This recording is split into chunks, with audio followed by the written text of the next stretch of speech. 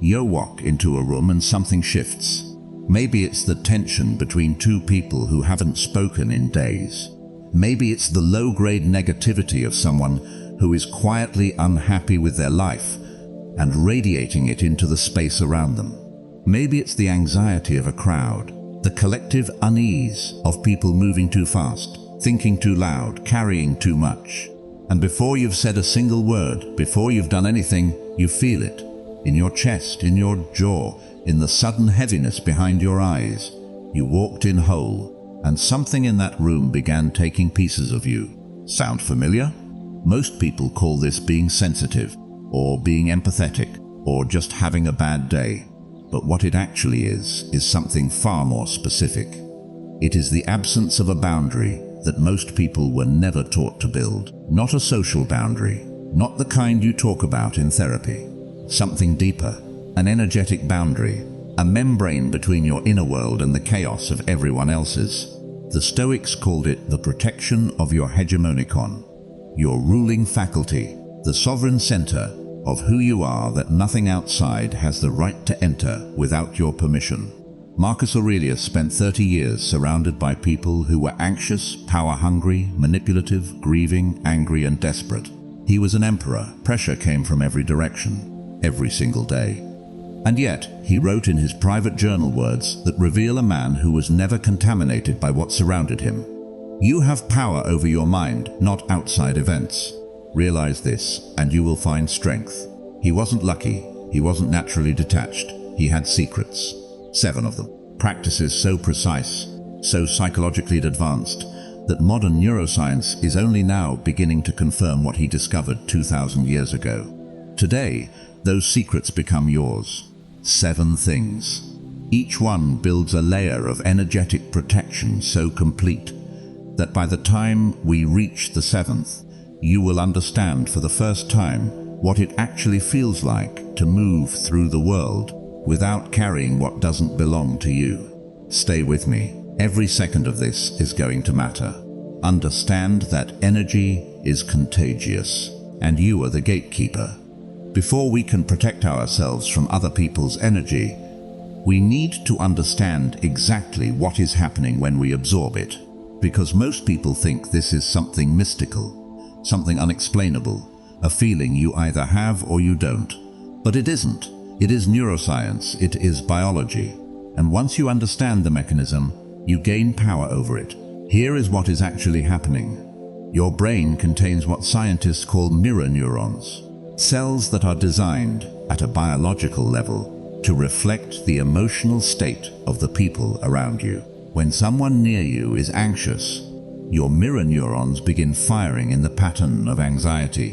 When someone near you is angry, your mirror neurons begin simulating anger. When someone near you is carrying grief or shame or despair, your nervous system begins to mirror it, not because you chose to, but because you are wired for social survival. For most of human history, this was a gift. It created empathy, cooperation, the ability to read danger in a group. But in the modern world, surrounded by stressed co-workers, algorithmically amplified outrage, and people carrying wounds they have never addressed, this ancient wiring becomes a liability. You become a sponge, absorbing everything, processing everything, carrying everything, including things that were never yours to carry. Marcus Aurelius understood this, not in the language of neuroscience, but in the language of philosophy. He wrote, "The first rule is to keep an untroubled spirit. The second is to look things in the face and know them for what they are." 2 rules. First, protect the spirit. Second, see things clearly, not feel things automatically. See them. The moment you shift from automatically absorbing to consciously observing, everything changes. You go from being a sponge to being a mirror. A sponge takes everything in, holds it, gets saturated, becomes heavy. A mirror reflects, it sees clearly, it shows things as they are.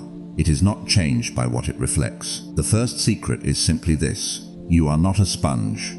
You were never supposed to be. You are a mirror. And the moment you remember that, the moment you catch yourself absorbing someone else's anxiety and say, "This is not mine," I see it. I understand it. But I do not have to carry it. You have just activated the gatekeeper, the one who decides what enters your inner world and what does not. Master the art of presence without absorption. There is a misunderstanding at the heart of most conversations about protecting your energy. People think that to protect themselves from other people's energy, they need to disconnect, to build walls, to become cold, to stop caring. But this is not what the Stoics taught, and it is not what actually works. Because walls don't protect you, they isolate you. And isolation, over time, creates its own kind of damage. What the Stoics taught instead was something far more sophisticated. Something that takes real practice, but creates real freedom. It is the ability to be fully present with another person's experience, without taking it as your own. To hear their pain without becoming their pain. To witness their chaos without joining their chaos. To be completely there and completely yourself at the same time. Marcus Aurelius called this rational compassion, not the reactive kind of compassion that sweeps you into someone's storm and drowns alongside them, but the grounded kind, the kind that can sit beside someone in their darkest moment, steady, because your own light is not dependent on their darkness resolving. Epictetus described it precisely. Seek not that the things which happen should happen as you wish, but wish the things which happen to be as they are, and you will have a tranquil flow of life. What this means in terms of other people's energy is this. You can acknowledge that someone is angry without becoming angry. You can recognize that someone is anxious without your nervous system adopting their anxiety. You can see someone's pain clearly, with full compassion, without losing access to your own calm. The practice is simple, but requires daily commitment. When you feel someone else's energy beginning to enter your system, pause, name it, not out loud, just internally. There is anger in this room. It is not mine. I see it. I am here, but I am not it. That naming, that act of labeling what you are observing, activates the prefrontal cortex, the rational brain, and immediately begins to quiet the mirror neuron response. You stop mirroring automatically. You start observing deliberately, and in that shift, you discover something that changes how you move through every room for the rest of your life. You can be fully present with anything and remain completely yourself. That is not coldness. That is the highest form of emotional mastery available to a human being. Identify what is yours and what belongs to them. Here is a question that most people have never seriously asked themselves. How much of what you are feeling right now is actually yours? Not the emotion you walked in with, not the thought you generated from your own experience, but what you are feeling in this moment. How much of it originated in you, and how much arrived from outside, from the room, from the conversation, from the energy of people you have been around today? For most people, the honest answer is, I have no idea, because they have never learned to make that distinction. They feel something, and they assume it is theirs. They feel anxious, and they search their own life for the source. They feel heavy, and they wonder what is wrong with them. They feel irritated for no apparent reason, and they examine their own thoughts trying to find the cause. But sometimes, the anxiety is not yours, the heaviness is not yours, the irritation is not yours. It came from someone else. It entered your system through proximity, through a conversation, through a look, through the accumulated weight of an environment that was already saturated with someone else's unprocessed emotion. Marcus Aurelius was masterful at this distinction. He wrote, "Never let the future disturb you. You will meet it, if you have to, with the same weapons of reason which today arm you against the present." The weapons of reason. Reason, in this context, means the ability to examine what you are experiencing with enough clarity to identify its origin. Here is a practice the Stoics would recognize, even if they didn't name it this way: the origin check. The next time you feel a sudden shift in your emotional state, especially after being around a particular person or in a particular environment, stop, Ask 3 questions. Was I feeling this before I arrived here? Did this feeling begin after a specific interaction? Does this feeling match my actual life circumstances right now? Or does it feel like it came from somewhere outside me?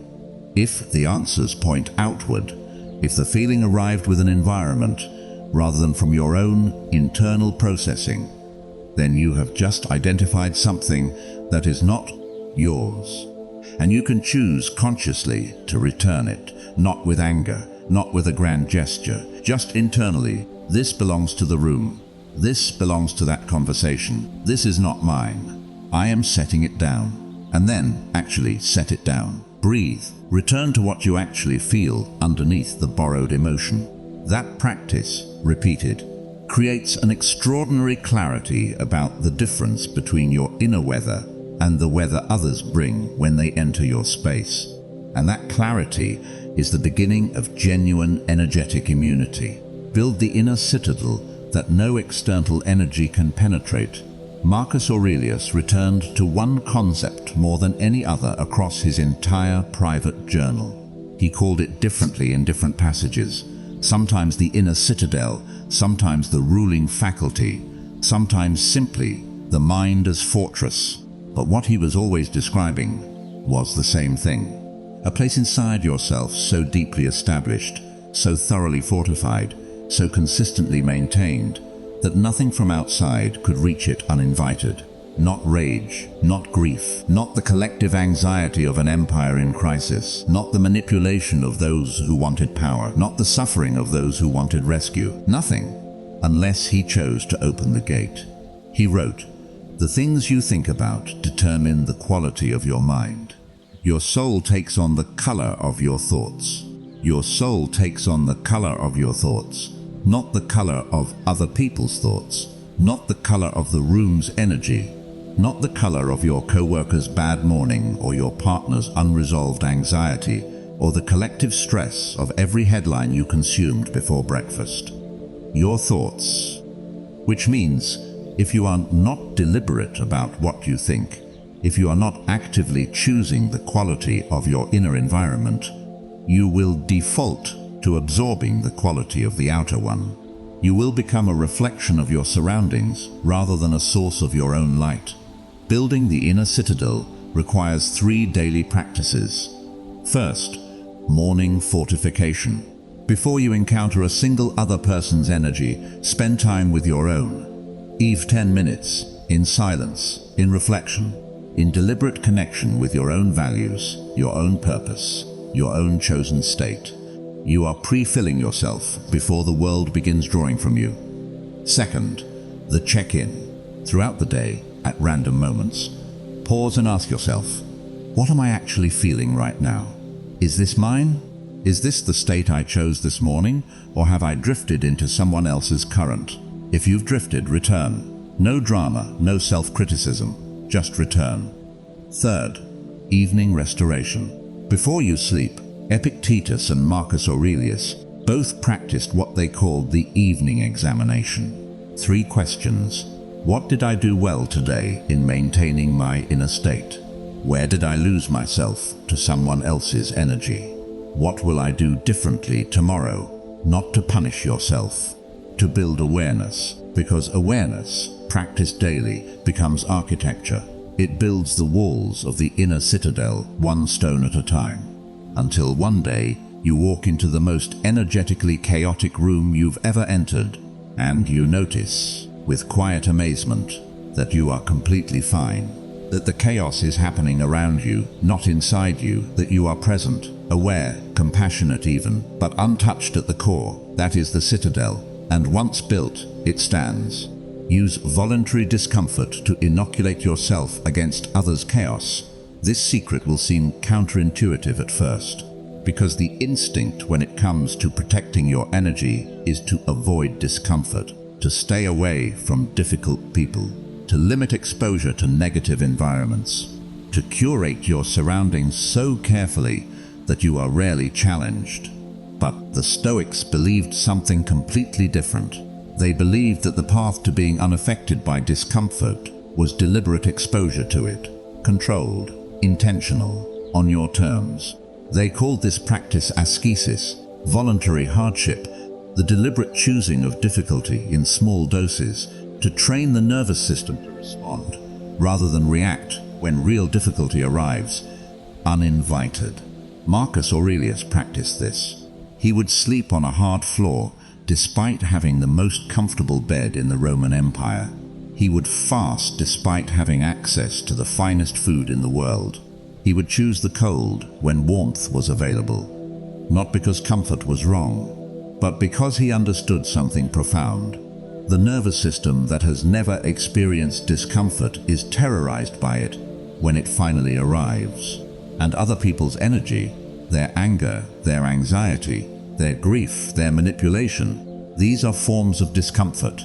And if your nervous system has been carefully shielded from all discomfort, it will be overwhelmed by even mild exposure. But if you have trained, if you have deliberately sat with discomfort, observed it, remained present through it, without running from it or being consumed by it, then when someone else's chaos enters your space, your nervous system recognizes it. I know this feeling. I have been here before. I have sat with this and I remained myself. I can remain myself now. Seneca wrote, "It is not that I am brave, it is that I know what is worth fearing. And this is not it." That knowing, that deep cellular knowledge that you can sit inside discomfort without being destroyed by it, is what makes you immune. Not because you are cold, because you are trained. The practice is simple. Each day, choose one small voluntary discomfort, a cold shower, a moment of silence when you want to speak. Sitting with an uncomfortable emotion instead of immediately distracting yourself. Each one builds the same muscle, the muscle of being present inside discomfort without needing it to stop in order to feel okay. And that muscle is the one that protects you from everyone else's storms. Choose your environment with the ruthlessness of a philosopher. Everything we have discussed so far has been about building your inner capacity to handle external energy, and that work is essential. But Marcus Aurelius, despite everything we know about his inner strength, also made deliberate choices about his environment. He did not simply endure everything. He also, where possible, chose wisely. Seneca wrote one of the most important lines in all of Stoic philosophy on this exact subject. Associate with those who will make a better man of you. Welcome those who you yourself can improve. The process is mutual, for men learn while they teach. Associate with those who will make you better, not those who drain you. Not those who contaminate your inner world. Not those who need you to be smaller so they can feel bigger. Those who make you better. The Stoics were not naive about the impact of environment. They understood that even the strongest inner citadel benefits from not being under constant siege. A fortress can withstand attack, but a fortress under constant attack requires constant maintenance, and even the strongest walls eventually weaken under relentless pressure. So the Stoic approach was not just to endure environments, but to audit them. Here is the audit. Look at the 5 people you spend the most time with. After spending time with each one, do you feel more like yourself or less like yourself? Do you leave conversations with them feeling energized and clear, or feeling heavy, confused, smaller than when you arrived? Do they speak about people or about ideas? Do they build or do they constantly tear down? Do they take responsibility for their inner world, or do they externalize everything, constantly radiating blame and unprocessed emotion into every shared space? This is not about judging people harshly. It is about being honest with yourself about what is sustainable. Because here is what almost no one tells you about emotional sensitivity. It is not a weakness to be fixed. It is a capacity to be managed. And part of managing it wisely is understanding that some environments, some relationships, some repeated exposures cost more than they give. Marcus Aurelius did not remove himself from difficult people completely. He was an emperor. That was not possible. But where he had choice, he exercised it. He sought the company of philosophers, of honest men, of people who cared more about truth than approval. He limited unnecessary exposure to those who functioned as energetic drains. And he returned, always, to solitude to restore what the world had drawn from him. You have more choice about your environment than you currently exercise. Begin exercising it, not from fear, from wisdom. Become the source, not the receiver. We arrive at the seventh secret, the deepest one, the one that contains all the others within it. And it begins with a question. What if, instead of spending your life trying to protect yourself from other people's energy, you became so full of your own, so consistently generating such a strong field of your own inner light, that there simply was not room for anything else to enter? Not because you blocked it, but because you were already so completely yourself, so fully inhabited by your own values, your own purpose, your own deliberate inner state, that other people's energy found nothing to attach to. Like trying to add darkness to a room that is already blazing with light. The darkness has nowhere to go, not because the light fought it, because the light simply was itself, completely, and that was enough. This is what Marcus Aurelius was pointing toward in one of the most powerful passages he ever wrote. Waste no more time arguing about what a good man should be. Be one. Stop defending against bad energy. Stop managing other people's moods. Stop trying to fix the energetic environment around you. Be the energy you want to inhabit, fully, consistently, without waiting for permission. When you walk into a room, bring your state with you. Not aggressively, not performatively, just actually. Be so rooted in your own calm, so established in your own clarity, so genuinely present in your own chosen inner weather, that the room begins to shift toward you, rather than you shifting toward the room. This is what people mean when they talk about someone who has a powerful presence. They don't mean someone loud. They don't mean someone dominant. They mean someone so deeply themselves, so clearly inhabiting their own energy, that simply being near them makes you feel more like yourself too. That person is not protecting their energy. They are generating it, constantly, quietly, sustainably, from a source that does not depend on external conditions. Epictetus called this source the prohairesis, the will, the inner capacity to choose, not just reactions, but the fundamental orientation of your being toward the world. When your prohairesis is aligned, when you are living from your deepest values, acting from your truest self, moving through the world with genuine purpose, you are not vulnerable to other people's energy in the way you once were, because you are full, not defended, not armored, not shut down, full of yourself, of your values, of your purpose, of your deliberate inner light. And fullness, genuine, built, sustainable fullness, is the most complete protection that has ever existed. Not because it repels, because it leaves no empty space for anything uninvited to fill. This is the final secret, and it is perhaps the hardest to reach. But once reached, it is the most permanent, because it does not depend on circumstances. It does not depend on who is in the room. It does not depend on the energy of the crowd, or the mood of the person standing closest to you. It depends only on you, on your commitment daily to returning to yourself, to filling yourself from the inside out, to being completely, unapologetically and sustainably the source. 7 secrets. Let's hold them one final time. You are a mirror, not a sponge, the gatekeeper of your own inner world. Presence without absorption, fully there, completely yourself.